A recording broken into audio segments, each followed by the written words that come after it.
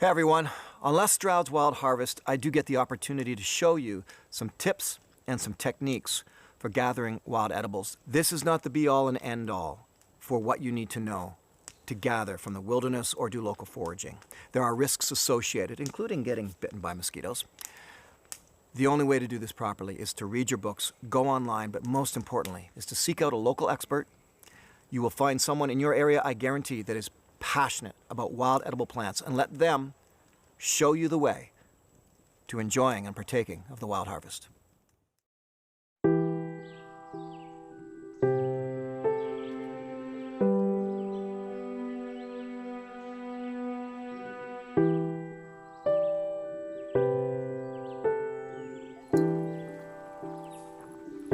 There are so many easily accessed places to find wild edibles.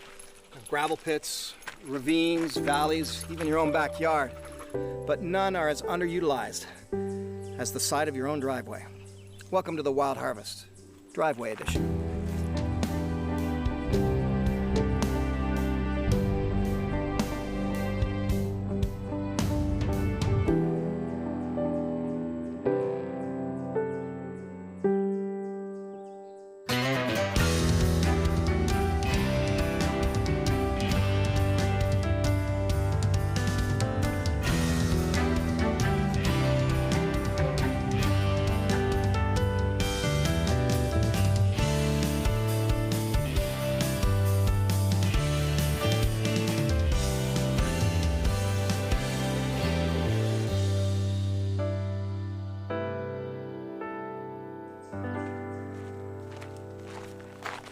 Hang on, Paul. I'm gonna check this out. You recognize these guys? I've seen something similar, but not these ones. What is it? Well, it's a flower. That's a good guess, Paul. Of course it's a flower. Come on, dude. What kind of flower? I don't know. It's a daisy. It's a daisy, Paul. Normally, we would come after these in the springtime. You get the tender young shoots. However, this is an experiment for me. I want to see what you can do in the kitchen with a daisy now, even though normally we'd say this is past season. I think that we can still make use of them. Here, have a taste. Tell me what you think.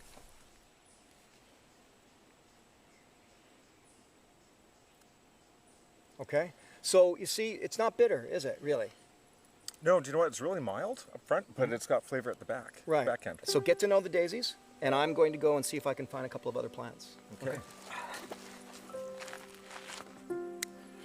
Well, this is one of the easiest things to harvest.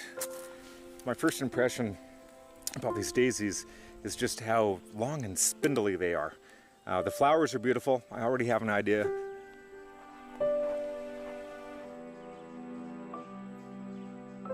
This is one of those chances that I get to try a plant that I've always known about. It's been around me, and I've never made use of it. This is tall blue lettuce. The wild lettuces are ubiquitous. They're all over the place. It's edible. This one has a strong bitter component at this stage of the game. I'm a bit late in the season, but what I think I'd like to do with this is present Paul the challenge of working with a bitter. Most wild edibles are quite delicate, so when you pick, there's a good chance they're going to wilt even on the way home. So you want to be careful. You want to have somewhere cool to put the plants. Or even better, you want to pick the plants and then go right into the kitchen with them. In this situation, I'm going to pick the lettuce leaves, take them to Paul so he can see what he has to work with, but I'm going to leave the majority of these and come back tomorrow, pick them when he's ready to use them in the kitchen. All right, there's lots of it around here. This is tall blue lettuce. One more plant to go.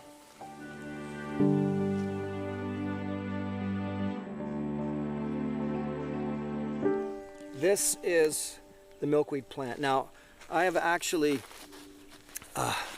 given milkweed to Paul in the past to work with, but the benefit of giving it to him again is he now has that experience. He will be able to draw upon his memory as a chef of working with this in the past, and what I hope will happen is he'll go, okay, all right, I got you this time. Now I know what I want to do with that. I didn't get the chance before, I've got the chance now, so I'm giving him the chance.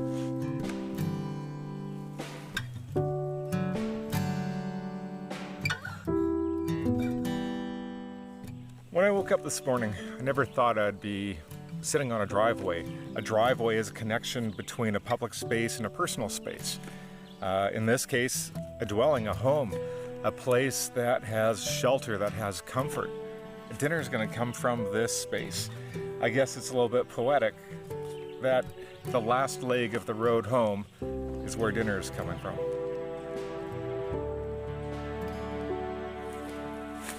All right, this will work. I want to make some tea for Paul, and this is yellow birch, and what I want are the twigs, or maybe sometimes the young leaves. So the young leaves and the twigs make a beautiful tea. There. This is what I want, this beauty right here. I have not had yellow birch tea in a long time, so this is going to be nice. Let's just have a little smell here. Smells like bubble gum, actually. If you're trying to figure out what a particular edible wild plant is, you definitely want to become familiar with the language of the leaves, basically. What do the leaves look like? And if you're reading a guide, for example, and it says, you know, the leaves are alternate. What that means is you get a leaf on one side, leaf on the other side, leaf on the next side, back on the other side. And then you want to notice how they're toothed. So you can see these small, fine ones and a big chunk, and that's how I know that this is a yellow birch versus a sweet birch. Although I can use both trees for the same things, it's still good to know which one you're getting.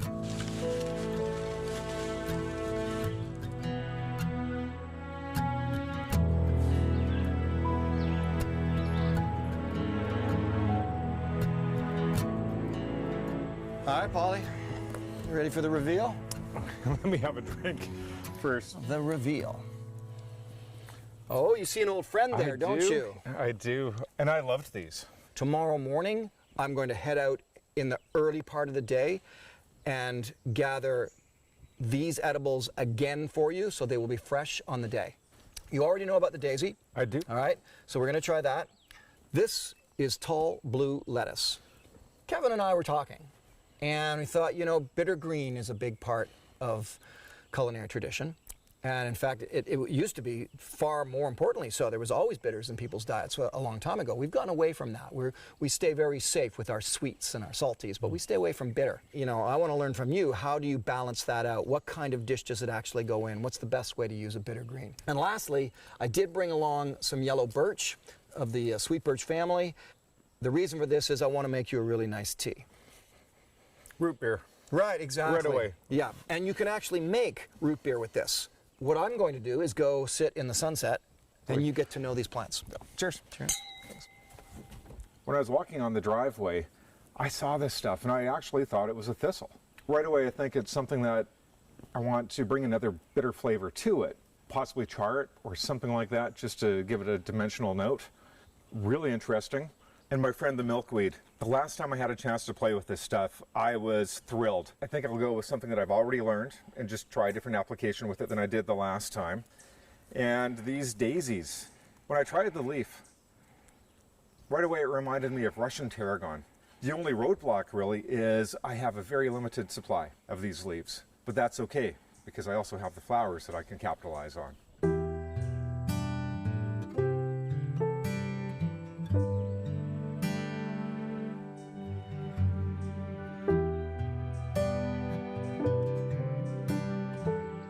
So yesterday, being as hot as it was, meant that I didn't really want to pick these until today because we're going to be cooking them now. This is what we want.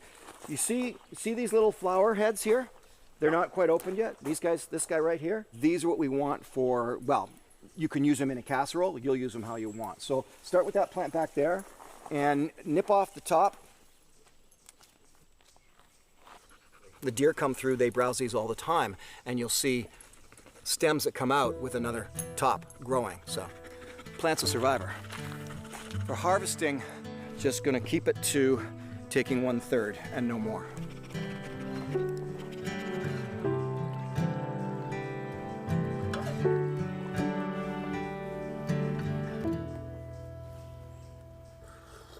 The milkweed, it just has such a nice mouthfeel. I know what I'm gonna do with that. Man, that is bitter. Reminds me of radicchio or Belgium endive.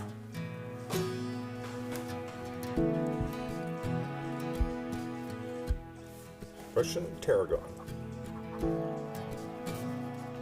Okay, I think I've got this.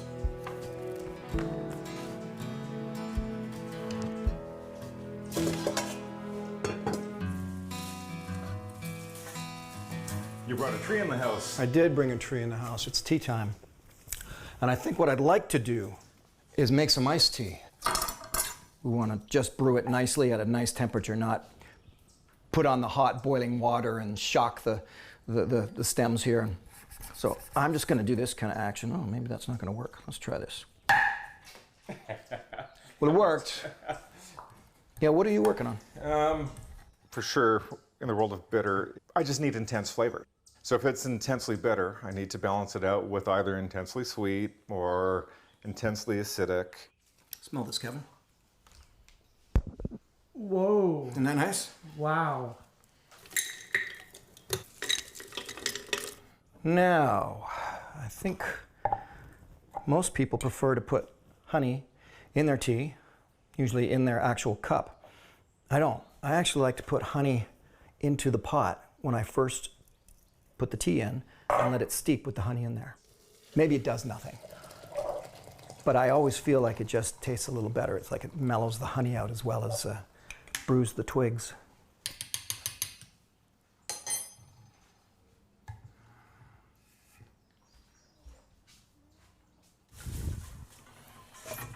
Oh man, I forgot about these guys. That tastes like green peppercorn. Totally different than the leaves. So my thoughts initially were to have this raw, but I think now that I've tasted it a couple of times, some cooking might really help with taking away that bitterness. First course, salad. Second course, pasta. Then steak. I feel like steak. And that steak with that blue lettuce. Perfect. Okay. All right, time for the salad. Love the idea of something really summery. The fennel and its licoricey flavor works so well with the daisy. To make a salad using a little bit of shaved fennel, I think is going to be perfect on a hot day like today's. So the big thing about the fennel is I want to make sure that it's super thin. Otherwise it's going to have too much flavor, too much bite. The fennel provides just a nice little licoricey tone, which I think accentuates the slight licoricey tone of the daisy. I'm going to need some salt, some olive oil, and some lemon juice. Let me get my fingers in there. Why not? Sounds good. That can sit for a bit. Time to blanch some milkweed.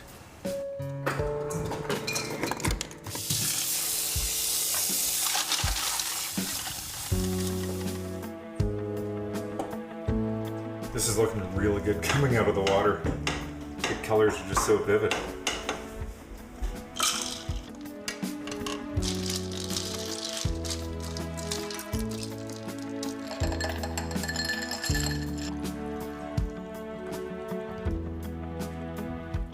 I think some of these tall blue lettuce buds are going to be a nice little asset to the salad. So the trick is how much to use. I mean, it's kind of a spicy green, which I think is super playful. And I think I'm just going to garnish the salad with some full daisy blossoms.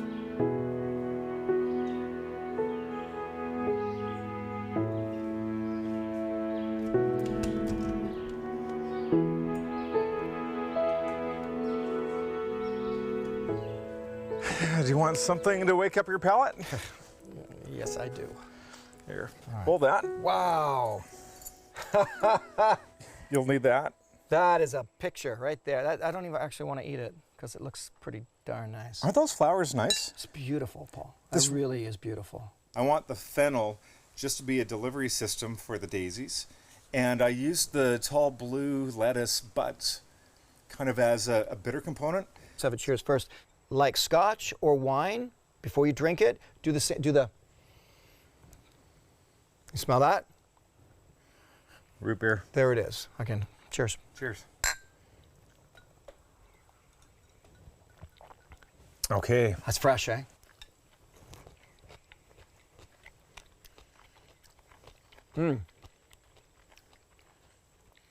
You balanced it. You did it. I'll tell you what. Here's something you don't know about me. I hate fennel. I had no idea. I knew you were working with fennel, and I'm always saying no to a fennel recipe. This is delicious. So you've just, again, as you've done in the past, you've just taught me to enjoy something that normally I'd be like, a little picky about. This is delicious. The daisy's good. I find I'm losing it a little bit if I have it with too much fennel.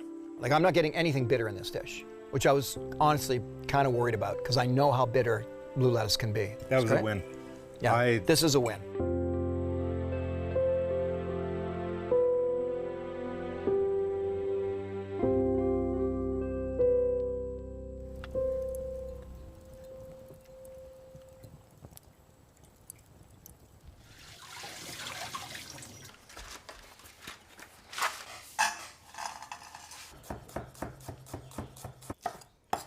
I'll leave these guys a little bit bigger because I want to make sure there's that big pow of flavor amongst the pasta.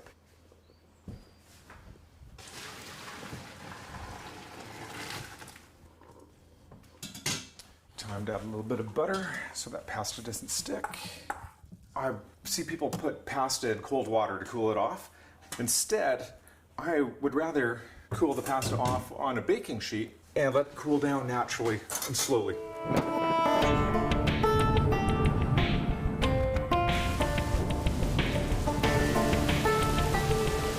We're not calling the game. It's definitely a break in the 6th inning, though.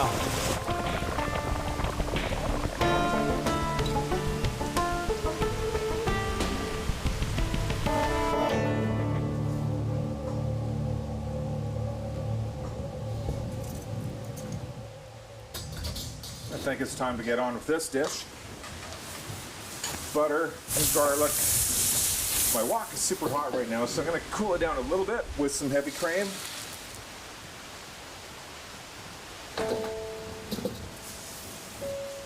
Time for the pasta.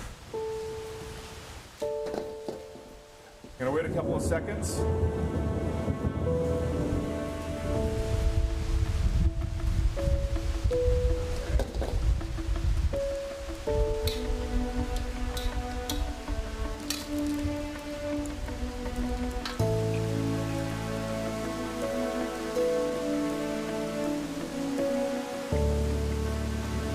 Well, now that was exciting.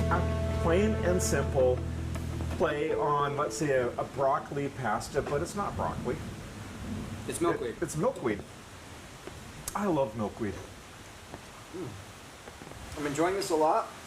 I think, far be it from me, but I would have even added more of the milkweed, I think. So it's more milkweed, less pasta. But it's delicious. It's simple. It's straightforward. This is quickly becoming one of my favorite vegetables.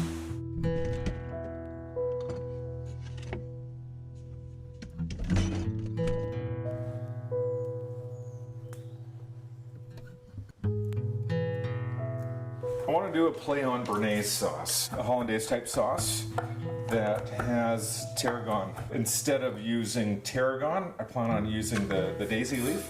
What's really important for this step is to take a little bit of the vinegar and the daisy leaves, heat them up in a pan, reduce the vinegar so it's not all that acidic.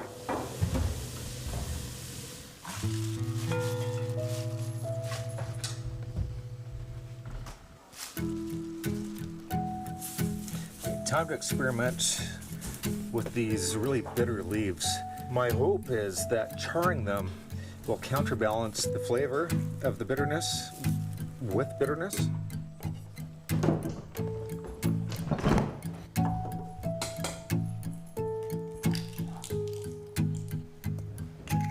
So it's time to make the hollandaise sauce now.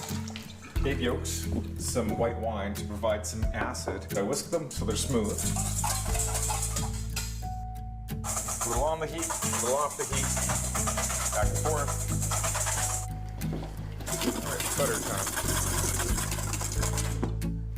And a splash of something spicy. And some lemon juice. The daisy leaves reminded me of tarragon, and tarragon reminded me of béarnaise, and béarnaise is a classic sauce for steak. The daisy leaf white wine reduction has now been added to the hollandaise. That works. It's good.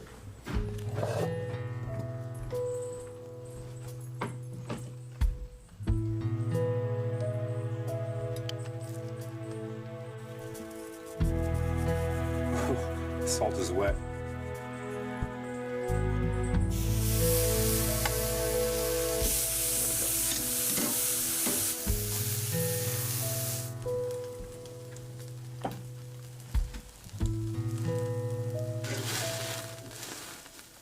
These are big steaks. They're going to take a little while to cook. The doneness of steak is so much a personal preference. And I think it's really kind of important to touch the meat, to know how the meat feels before you cook it. And it does take practice. But feel the meat with your fingers. It will firm up. It will tighten up. You'll be able to tell when it's getting closer to a well done versus a blue rare. Oh, that's a beautiful steak. Okay, I want to hold these steaks someplace warm and let them rest. And the star of the show is the tall blue lettuce. A little bit of oil. Let's just try that directly on the coals. That's what I'm looking for. Get some char flavor there.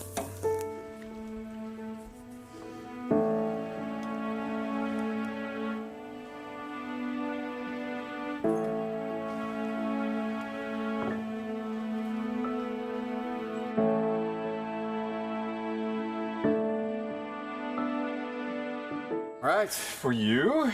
Yeah. Tell me what we've got here. A driveway is a place from public to personal, but it's comfort and most importantly, it's home. Mm-hmm. And I thought, it's got to be home food. Okay. It's got to be a comfort food meal. So, steak sandwich.